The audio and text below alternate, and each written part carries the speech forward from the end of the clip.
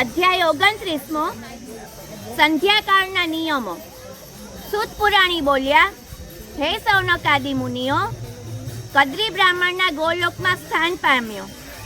તેનું કારણ ત્યાંથી પુરુષોત્તમ માસમાં ન છૂટકે નિરાહાર રહેવાયું અને પવિત્ર કુંડમાં સ્થાન પામ્યો તે છે. બરોબર છે. હવે ભગવાન નારાયણને નારદજીએ પ્રશ્ન પૂછ્યો.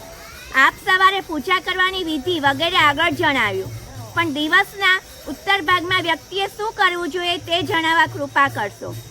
નારદજીની જિજ્ઞાસા સંતોષવા ભગવાને નારાયણે જે કહ્યું તે હું તમને કહી સંભળાવું. સવારે ધ્યાન પૂજા કર્યા પછી મધ્યાહને પંચમહાયજ્ઞો કરવા, અન્ન બલિદાન મૂકવું, મહેમાનને જમાડવા, કાગડા કૂતરા અને ગાયોને અન્નદાન કરવું, ઉપરાંત સંન્યાસીને બ્રહ્મચારીઓને ભિક્ષા આપવી, પૂર્વ દિશાએ મોં રાખીને ભોજન કરવું, ભોજન કરતી વખતે કોઈની નિંદા ન કરવી, મન પ્રસન્ન રાખવું અને આસન ઉપર બેસવું. યોગીએ 8 કોળિયા, વનપ્રસ્થે 16 કોળિયા, ગૃહસ્થાશ્રમીએ 32 કોળિયા અને બ્રહ્મચારીએ જેટલું પીરસ્યું હોય તેટલું ભોજન કરવું. વાસી અને નિષેધ ખોરાક ખાવો નહીં. જમ્યા પછી કોગળા કરવાની. જમ્યા પછી પાણી લઈને મંત્ર ભણી અંજલિ મૂકવી. અગસ્ત્ય મુનિને યાદ કરવા અને શ્રી કૃષ્ણનું ધ્યાન કરવું. સૂર્યાસ્ત થવાની તૈયારીમાં થાય ત્યારે નદીએ જઈ સ્નાન કરવું. ઘેર આવી ફરી હાથ પગ ધોઈ સાંઈ સંધ્યા કરવી. જે સંધ્યા નથી કરતા તે ગૌવધનું પાપ વહોરે છે અને નરકમાં પડે છે.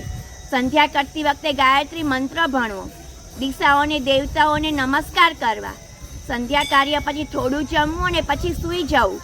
પોતાને ત્યાં પૂર્વ તરફ મોં રાખવું, સસરાને ત્યાં દક્ષિણ તરફ મોં રાખવું અને પ્રવાસમાં પશ્ચિમ તરફ મોં રાખીને સૂઈ જવું. ઉત્તર દિશાએ મોં રાખીને કે ગાદલા ઓસિકા વિના કદી પણ સૂઈ જવું નહીં. સૂતી વેળા વિષ્ણુ ભગવાનને પંચ ઋષિઓનું ધ્યાન ધરવું. પહેલો અને છેલ્લો પ્રહર વેદાભ્યાસમાં, બાકીના 2 પ્રહર સૂવું, માંસ અને દારૂનો ત્યાગ કરવો, પરસ્ત્રી સાથે સમાગમ ન કરવો, બીજા ધર્મની નિંદા ન કરવી. આ બધા નિયમોનું પાલન કરનાર વ્યક્તિ સંસારમાં સુખ ભોગી વૈકુંઠ લોકને પામે છે. શ્રી બૃહદ નારદી પુરાણના પરસોત્તમ મહાત્મયનો સંધ્યાકાળના નિયમનો 29મો અધ્યાય સંપૂર્ણ.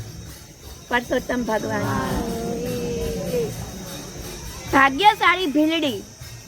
એક ગામમાં બ્રાહ્મણ ને બ્રાહ્મણી રહે. બ્રાહ્મણ સંતોષી અને વિદ્વાન હતો. બ્રાહ્મણી પણ ધર્મનિષ્ઠ, સદ્ગુણી અને સુશીલ હતી. કોઈના દુઃખે દુઃખી થનાર અને પરોપકારી જીવ હતા. આમ તો બધી વાતે સુખ હતું, પણ તેમને સંતાન નહોતું. આથી તેઓ મનમાં દુઃખી થતા. ભગવાનની મરજી માની મોટું મન રાખતા. મોટી ઉંમરે ભગવાને તેમની સામે જોયું. બ્રાહ્મણી એકી સાથે 2 પુત્રોને જન્મ આપ્યો. બ્રાહ્મણ બ્રાહ્મણી ઘણા ખુશ થયા. આ ખુશાલીમાં તેમણે ઘણું દાન પુણ્ય કર્યું. બંને બાળકો તંદુરસ્ત હતા. લાડકોડથી બંને ઉછળતા હતા.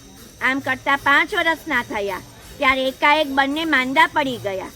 એવા માંદા પડ્યા કે ઊભા જ ન થયા. સારા વૈદ્યોએ ઈલાજ કર્યા, પણ તેનું કોઈ સારું પરિણામ ન આવ્યું. બ્રાહ્મણ બ્રાહ્મણી છોકરાઓને સારા કરવાનું બનતું કરી છૂટ્યા. આખરે તેમણે આશા મૂકી દીધી. બ્રાહ્મણ રાજ દરબારમાં જતો આવતો હતો. તેને થયું કે હું રાજાને વિનંતી કરી રાજવૈદ પાસે દવા કરાવું. તેનાથી જો દીકરાઓ સાજા થાય તો સારું. એમ વિચારી તે દરબારમાં ગયો. રાજાને જઈને વિનંતી કરી, મારા 2 પુત્રો અસાધ્ય બીમારીમાં સપડાયા છે. ઘણો ઈલાજ કરવા છતાં સારું થતું નથી. જો આપ કૃપા કરી રાજવૈદ પાસે મારા દીકરાઓનો ઈલાજ કરાવો તો આપનું ઋણ હું જિંદગીભર નહીં ભૂલું. બ્રાહ્મણ પોતાની વાત રાજાને કહી રહ્યો હતો. તે વેળાએ ગાલવ મુનિનું આગમન થયું. રાજાએ તરત ઉઠીને મુનિને આસન આપ્યું. પછી રાજાએ બ્રાહ્મણના બીમાર દીકરાઓની વાત ગાલવ મુનિને કહી. તેનો કોઈ ઉપાય બતાવવા રાજાએ ગાલવ મુનિને સૂચવ્યું. ગાલવ મુનિ બોલ્યા, હે રાજન અને એ બ્રાહ્મણ, મારી વાત ધ્યાન દઈને સાંભળ.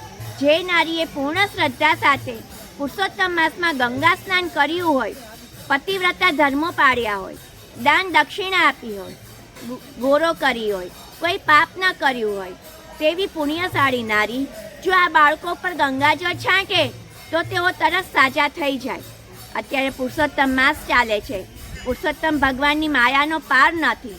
તેમની પ્રસન્નતાથી બધા સારાવારા થઈ જશે. રાજાએ ગામમાં ઢંઢેરો પીટાવ્યો. પણ કોઈ નારી સંપૂર્ણ નીતિ નિયમોને પાળનારી ન નીકળી.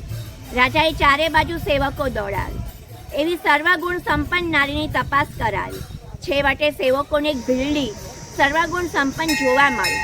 સેવકો ભીલડીને માન સહિત રાજા સમક્ષ દરબારમાં લઈ આવ્યા. રાજા જાતે જ તે ભીલડીને લઈને બ્રાહ્મણ બ્રાહ્મણીને ત્યાં ગયા. બ્રાહ્મણ બ્રાહ્મણી તેમની સમક્ષ હાથ જોડીને ઊભા રહ્યા. પછી તેઓ બાળકની પથારી પાસે જઈ રડવા લાગ્યા. ભીલડીએ તેમને આશ્વાસન આપીને કહ્યું, રડશો નહીં, હું તો નિમિત્ત માત્ર છું. ધાર્યું તો ભગવાનનું થાય છે. હું તો અધિક માસ સિવાય પણ હંમેશા પુરુષોત્તમ ભગવાનની ભક્તિ કરું છું. ગંગા સ્નાન કરું છું, ગૌ પૂજા કરું છું, પતિવ્રત ધર્મ પાળું છું. મને શ્રદ્ધા છે કે મારા વહાલા પુરુષોત્તમ ભગવાન આ બાળકોને સાજા કરી દેશે. આટલું કઈ ભીલડીએ બાળકોના ખાટલા પાસે જઈ ત્યાં બેસી આંખો મીચીને પુરુષોત્તમ ભગવાનની પ્રાર્થના કરી. પછી ઊભા થઈ હાથમાં જળ લઈ બાળકો પર જળનો છંટકાવ કર્યો. 3 વખત જળની અંજલીઓ જય પુરુષોત્તમ ભગવાનના ઉચ્ચાર સહિત નાખતા જ બંને બાળકોમાં ચેતના આવવા લાગી. તેઓ ભાનમાં આવ્યા. જાણે અપૂર્વ ચેતનાનો સંચાર થયો હોય તેમ બંને બાળકો એકદમ પથારીમાંથી ઊભા થઈ ભીલડીને પગે લાગવા લાગ્યા. ભીલડીએ તેના માથે હાથ મૂકી આશીર્વાદ આપ્યા. બ્રાહ્મણ બ્રાહ્મણીને રાજા ભીલડીને પગે પડ્યા. ભીલડીએ ત્રણેયને આશીર્વાદ આપ્યા અને ત્રણેયને પુરુષોત્તમ માસનું વ્રત કરવાનો સંકલ્પ કરાયો. રાજાએ ભીલડીને 500 સોનામારો બક્ષિસમાં આપ્યો.